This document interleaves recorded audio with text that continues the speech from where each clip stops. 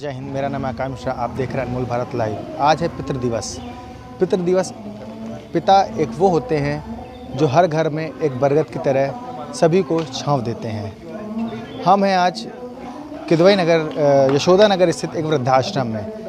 यहाँ पर हम कवर करने आए हैं पिताओं से, जो वृद्धाश्रम चलाते हैं, वृद्धाश्रम के संयोजक से, कि किस तरह से उन पिताओं की देखरेख कर रहे हैं जो निराशा, जिनको अपने बच्चों को, जिन्होंने अपने बच्चों को तो पाला लेकिन आगे जाकर उनको निराशा ही हाथ लगी।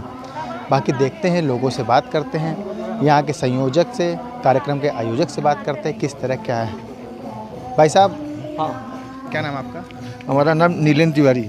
किस तरह का आश्रम है, क्या सुविधाएं दे रखी हैं आपने? आश्रम हमारा ये अपना फ्री ऑफ कास्ट का है। कोई संस्था से, वो सरकार से हमें मदद नहीं मिल रही है, केवल लोगों का सहयोग है। तो हम तो एक सहयोग की कामना चाहते हैं कि आप हमारे साथ में केवल जुड़ो। फंड के हमें कोई अवसर नहीं है, भगवान के नाम चला रहे हैं हम। साईं सेवा घर इसलिए डाला हुआ है कि जहाँ भगवान का हमारे साथ रहेगा तो प्रभु अपने आप पूरा करेंगे। तो हमारा दिन रात भी सहयोग लोगों से हो रहा है।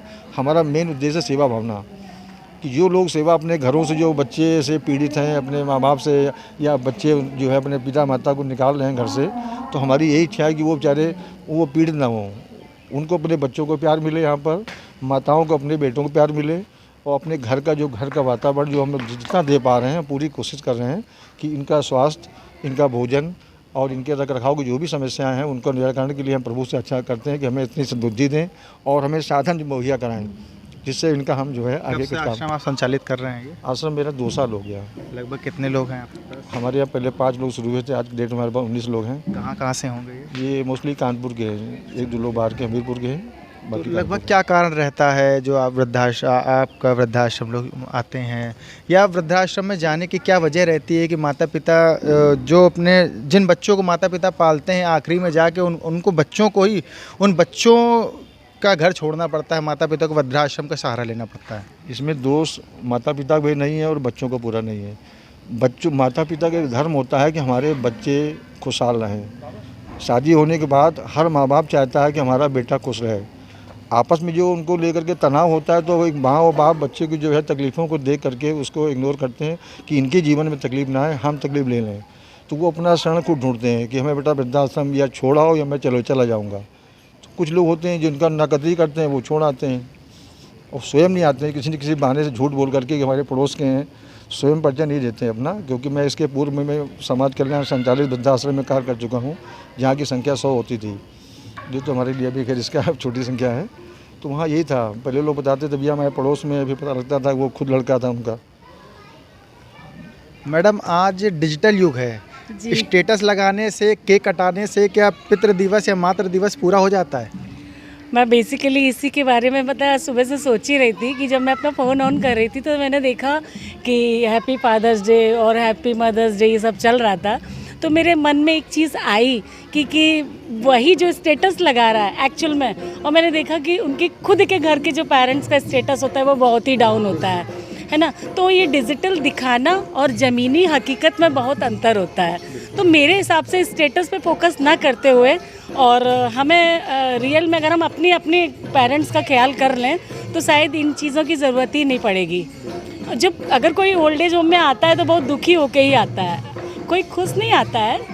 तो मैं हर किसी से यही रिक्वेस्ट करूँगी आपके माध्यम से, इवन मैं पॉलिटिकली, मतलब जो सक्षम लोग हैं उनसे मैं यही कहना चाहूँगी कि पैसे वाले को तो पैसे की ज़रूरत है ही नहीं, जो वाकई में एक्चुअल में जो नीडी पर्सन है तो उनको थोड़ी सी हेल्प करें। जो जैसे ये बाबा बेचारे वो कह रहे हैं मुझे दर्द है, मुझे ये है, मुझे देखो बुढ़ापा एक खुद में बीमारी होती है ना। तो बुढ़ापे में इसके लिए ये इनका एफर्ट्स पूरा है। ये क्या कर सकते हैं कि मतलब रख सकते हैं, दवाई दे सकते हैं वो, लेकिन ये भी एक लेवल तक ही कर सकते ना। लेकिन जो मेडिकली प्रोवाइडेड फैसिलिटीज़ है उनकी, और तो अगर थोड़ी हर कोई व्यक्ति अगर थोड़ा हेल्प करेगा तो शायद इनका भी जीवन कुछ और होगा। जिस जनरेशन के माता पिता आज वृद्धाश्रम में शरण ले रहे हैं, उस जनरेशन मोबाइल भी नहीं चलते थे। आज के जनरेशन में मोबाइल भी चलते हैं, और बच्चा बड़ा आधुनिक हो रखा है। 2.5 साल का 3 साल का बच्चा बहुत ही आधुनिक हो जाता है, मोबाइल वगैरह सब कुछ पता होता है। तो क्या लगता है आगे का बच्चा, जब ये बच्चा अपनी एक एज में जाएगा, 20 साल, 22 साल, 25 साल, 30 साल में, तो क्या अपने माँ बाप के साथ वैसा ही स्वभाव करेगा जैसा आज हो रहा है? मुझे लग रहा है इससे ज़्यादा ख़राब करेगा, इससे ज़्यादा खराब करेगा। क्योंकि जो जनरेशन का एक होता ना कि हम लोग पहले अपने बच्चों जो मदर फादर के सामने कभी बोल नहीं पाते थे, आज के बच्चे बहुत फ्लुएंटली बात करने का एटीट्यूड देखिए आप, तो मुझे लगता है कि शायद वो ज़्यादा अब गड़बड़ होता जा रहा है माहौल दिन ब दिन। तो मैं तो बस यही कहूँगी, डिजिटल युग है, उसको आप अच्छे तरह से यूज़ कर सकते हो। दोनों वे होते हैं ना कि सिक्के के दो पहलू होते हैं, कि एक अच्छा होता बुरा होता।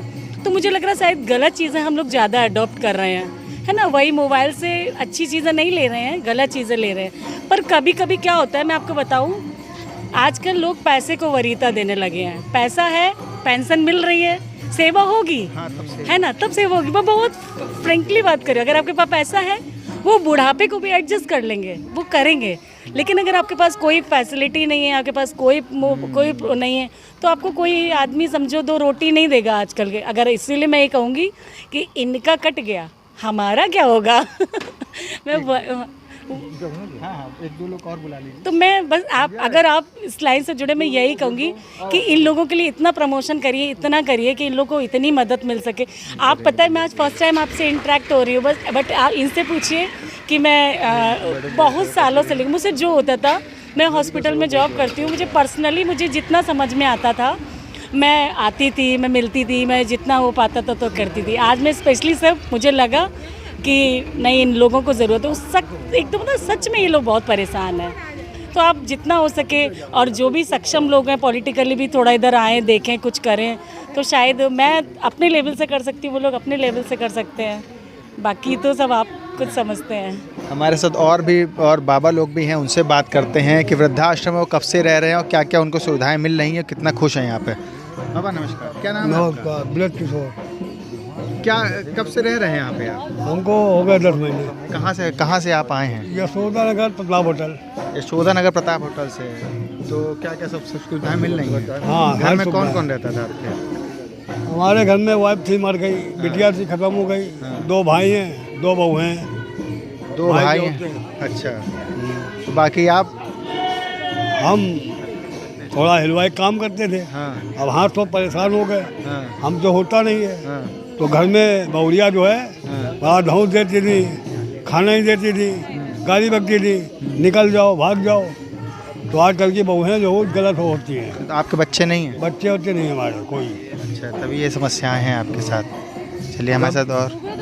हम तो आत्महत्या करने जा रहे थे, अच्छा, तो एक फिर? व्यक्ति हमको भगवान करी के मिल गए, जी। हमको पकड़ लिया, यहाँ छोड़ दिया। अच्छा, ना मेरे पास आधार कार्ड था, कुछ नहीं था। तो क्या जिंदगी निराश हो के आप? हाँ, निराश हो गए थे, नहीं, बिल्कुल ठीक, बढ़िया। बिल्कुल निराश हो गए थे। और भी बाबाओं से बात करते हैं। बाबा क्या नाम है? राकेश निगम। कब से रह रहे हैं यहाँ पे? भैया 1.5 साल हो गया। 1.5 साल हो गया आपको। तो क्या कहाँ से आए हैं आप? रहने वाला कानपुर का ही हूँ, कहाँ पे, कहाँ के? लेकिन कंट में। अच्छा, कंट। बच्चे अच्छे? बच्चे हमारे 2 बच्चे हैं, दोनों बड़े बड़े हैं, दोनों की शादियाँ हो गई हैं। अच्छा, नाती पोते वाला हूँ। क्या करते हैं बच्चे? बच्चे उनका एक का बिजनेस है, काहे का? है काहे का? फर्नीचर का। अच्छा, और आपको यहाँ छोड़ दिया? नहीं, हमें छोड़ नहीं गए, हाँ। हमारा कुछ थोड़ा सा अनबन हो गई वाइफ से। अच्छा, वाइफ से? तो आपकी 25 साल हो गए। हाँ, जी, 25 साल हो गए, वाइफ से अनबन हो गई, इसलिए मैंने वाइफ छोड़ आपकी दिया। उनके साथ रहती हैं? हाँ, मैं अपने लड़के के साथ रहती। अच्छा, तो दोनों अलग अलग लड़के अलग अलग रहते, एक साथ रहते हैं? नहीं भाई, बिटिया हमारी अपने ससुराल में है, हाँ। लड़का हमारे अपने घर में है। मिलने आते हैं आपसे? नहीं, हमसे मिलने तो नहीं आते, मैं जाता हूँ मिलने। अच्छा, हर त्योहार पे मैं मिलने जाता हूँ उनसे। अच्छा, तो मदद करते हैं आपकी? है? मदद करते हैं किसी नहीं, तरह की आप? मदद मांगते नहीं हम, हमें अच्छा। किससे मदद चाहिए? हमें तो ईश्वर है बड़ा, अच्छा, वही मदद करता है, इससे बड़ा कोई नहीं। चलिए और भी लोग हैं, उनसे बात करते हैं। बाबा क्या नाम है आपका? रमेश चंद अग्रवाल। कब से रह रहे हैं यहाँ पे? हम यहाँ पर लगभग 11 महीने होने को आ रहे हैं। कहाँ से आए हैं आप? 21 जुलाई 2024 को मैं यहाँ आया। अच्छा, कहाँ के रहने वाले हैं?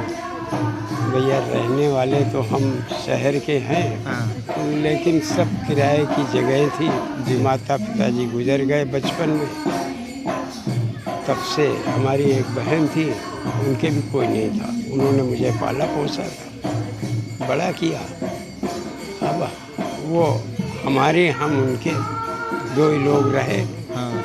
मैरिज हुई, कुछ ऐसे वाक़यात थे कि जो हमारी बहन जी बहुत पूजा पाठ करने वाली में से थी, उनका छुआछूत से, मतलब वो जूठा मीठा, अगर गिलास से पानी पिया है तो इसको धराओ, हाथ धो, तब बच्चे कोई अच्छे चीज़ नहीं थे छूना आपके? है। बच्चे अच्छे नहीं थे? नहीं, बच्चे होने पर ही ख़त्म हो गई थी। अच्छा, आपकी वाइफ जो थी बच्चे होने खत्म हो गई थी। तब से फिर हमने मैरिज नहीं की। ये हम श्री साईं वृद्धाश्रम में, जो कि किदवई नगर में स्थित है, यहाँ पे काफ़ी सारे वृद्ध लोग रह रहे हैं और अपने किसी तरह जीवन यापन कर रहे हैं। सबकी अलग अलग कहानी है, अलग अलग तरह से लोग रह रहे हैं। बाकी आगे देखते हैं क्या होता है। जय हिंद। अपनी बात को यहीं विराम देते हैं। जय हिंद, जय भारत, अनमोल भारत।